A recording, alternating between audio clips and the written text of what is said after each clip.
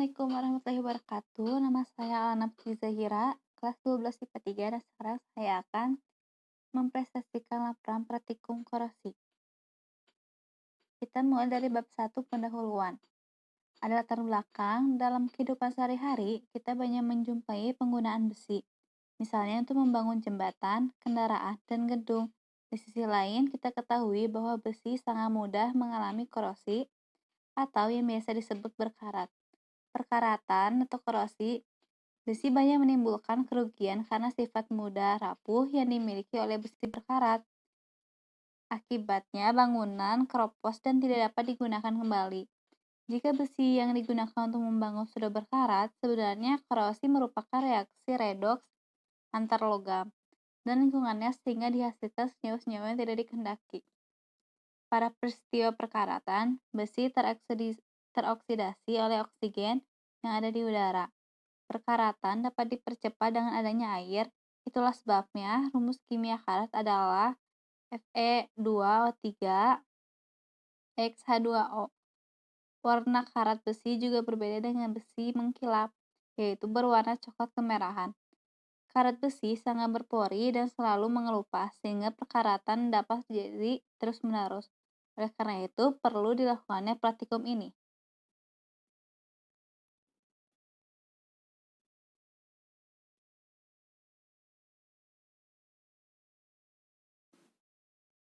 Lalu ada landasan teori.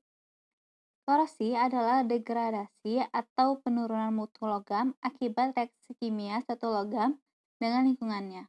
Korosi merupakan masalah besar bagi bangunan dan peralatan yang menggunakan materi dasar logam seperti gedung, jembatan, mesin, pipa, mobil, kapal, dan lain sebagainya. Terdapat dua macam proses korosi, yaitu ada korosi proses kimia dan proses elektrokimia. Proses kimia merupakan serangan korosi secara langsung tanpa adanya aliran listrik pada logam. Contohnya adalah berkaratnya baja dalam udara terbuka.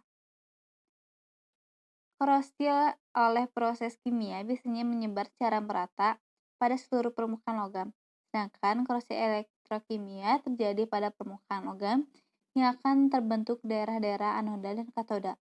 Yang satu dengan yang lainnya dipisahkan oleh jarak-jarak tertentu, karena potensi anoda kurang mulia atau tinggi derajatnya dibandingkan dengan katoda, maka akan terjadi arus listrik di antara kedua elektroda tersebut.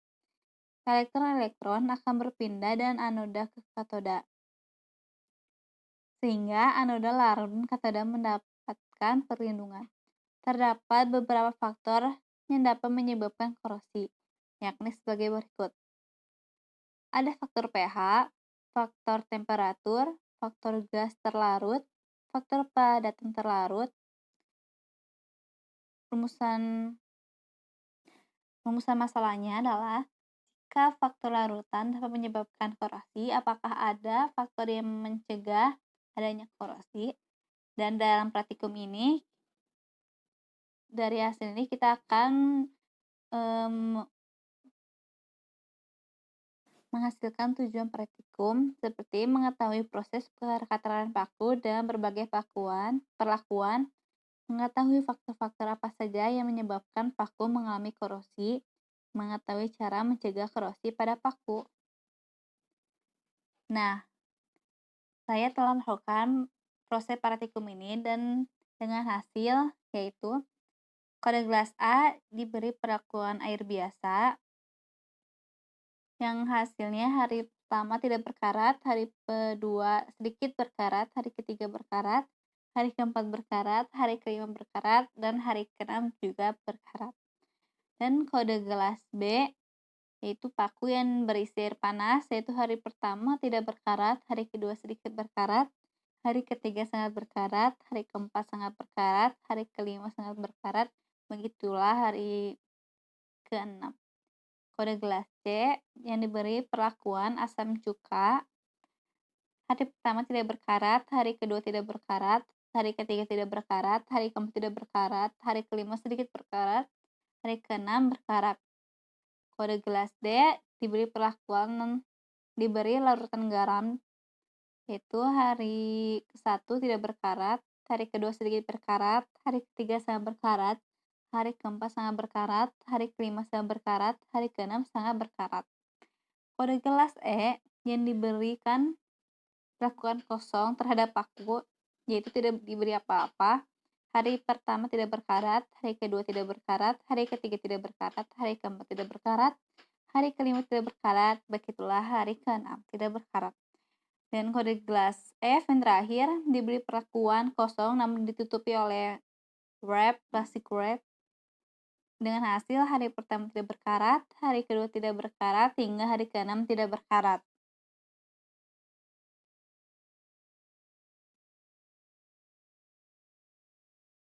Jadi ini ya, korosi adalah degradasi atau penurunan mutu logam akibat reaksi kimia suatu logam dengan singkur. Korosi merupakan masalah besar bagi bangunan dan peralatan yang menggunakan materi dasar seperti gedung, jembatan, mesin pipa mobil, kapal, dan lain sebagainya. Ada dua macam korosi yang seperti kita ketahui, yaitu korosi kimia dan korosi elektrokimia. Nah, ini yang lebih rincinya, yaitu terdapat beberapa faktor yang dapat menyebabkan korosi, yakni sebagai berikut. A. Faktor pH. pH netral adalah 7, sedangkan pH kurang dari 7 bersifat asam dan korosif. Sedangkan untuk pH lebih dari 7 bersifat basa juga korosif. Tetapi untuk besi, laju korosi rendah pada pH antara 7 sampai 13. Laju korosi akan meningkat pada pH kurang dari 7 dan pH lebih dari 13. Yang kedua ada faktor temperatur. Penambahan temperatur umumnya menambah laju korosi walaupun kenyataannya kelarutan oksigen berkurang dengan meningkatnya temperatur. Apabila metal pada temperatur yang tidak uniform, maka akan benar kemungkinan terbentuk korosi. Yang ketiga, faktor gas terlarut. Adanya oksigen terlarut akan menyebabkan korosi pada metal, seperti laju pada mild steril alloys akan bertambah dengan meningkatnya kandungan oksigen. Reaksi korosi secara umum pada besi karena adanya kelarutan oksigen adalah sebagai berikut. Reaksi anoda, Fe menjadi Fe2- plus 2E, 2 elektron. Reaksi katoda, O2 plus 2H2O plus 4E 4 menjadi OH. Karbon dioksida, jika karbon dioksida dilarutkan dalam air, maka akan terbentuk asam karbonat yang dapat menurunkan pH air dan meningkatkan korosivitas. Biasanya berbentuk korosinya berupa pitting yang secara umum reaksi adalah CO2 plus H2O menjadi H2CO3, Fe plus H2CO3 menjadi FeCO3 plus H2. Dan terakhir ada faktor padatan terlarut. Klorida menyerang lapisan mild steel dan lapisan stainless steel.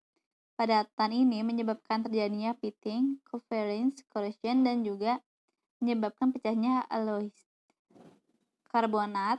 Kalsium karbonat yang digunakan sebagai pengontrol korosi, di mana film karbonat diendapkan sebagai lapisan pelindung permukaan metal, tetapi dalam produksi minyak hal ini cenderung menimbulkan masalah scale.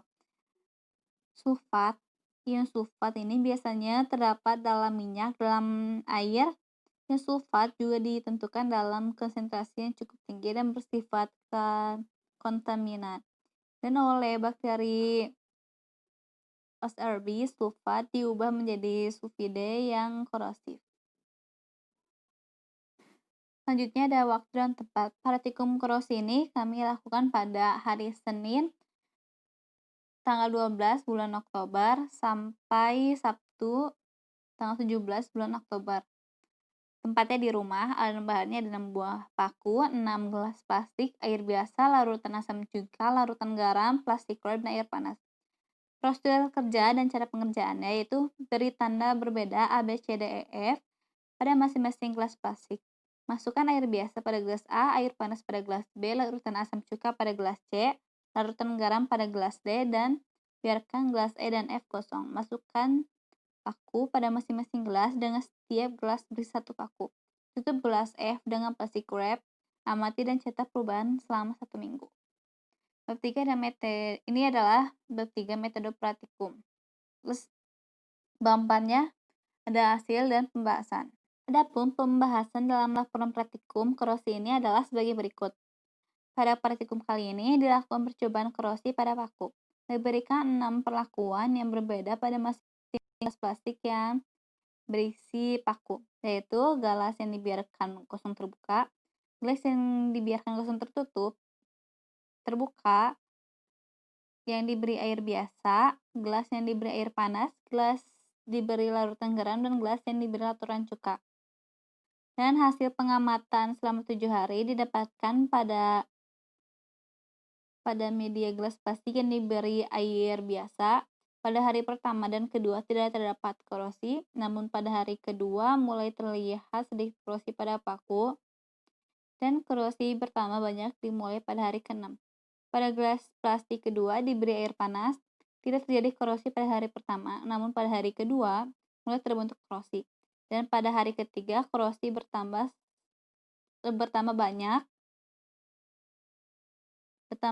banyak hingga hari ke-6. Pada gelas plastik ketiga dimasukkan larutan asam cuka, tidak terdapat korosi pada hari pertama hingga hari ke-4, lalu setelah hari ke-5 mulai terjadi korosi. Namun korosi yang ditimbulkan tidak banyak hingga hari ke-6, korosi bertambah banyak. Pada gelas plastik keempat dimasukkan larutan garam, sama seperti gelas sebelumnya. Pada hari pertama tidak terjadi perubahan, pada hari kedua mulai terjadi korosi dan korosi bertambah hingga hari ke-6. Pada gelas plastik 5, gelas dibiarkan kosong terbuka, tidak terjadi korosi pada paku dari hari pertama hingga ke-6. Dan pada gelas plastik terakhir diberi perlakuan yang sama pada gelas kelima, namun yang membedakan adalah gelas plastik ini ditutup dengan menggunakan plastik wrap. Pada medium ini tidak terjadi korosi pada paku hingga hari terakhir.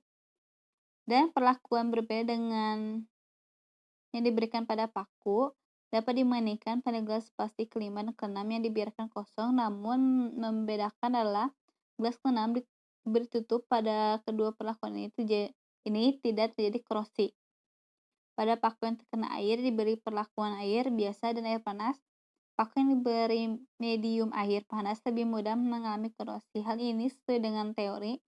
Kemudian paku yang diberi perlakuan cuka dan larutan garam sama-sama terjadi korosi. Kesimpulannya, berdasarkan dari percobaan yang telah saya lakukan, dapat disimpulkan bahwa korosi dapat terjadi dikarenakan adanya faktor pH, oksigen, lingkungan, berair dengan perlarutnya. Dan dengan adanya ini, kita tahu bahwa agar membuat sebuah paku tidak berkat adalah dengan menempatkan paku di kawasan yang kering, karena larutan air dapat mempercepat adanya korosi. Terima kasih, sekian dari saya. Assalamualaikum warahmatullahi wabarakatuh.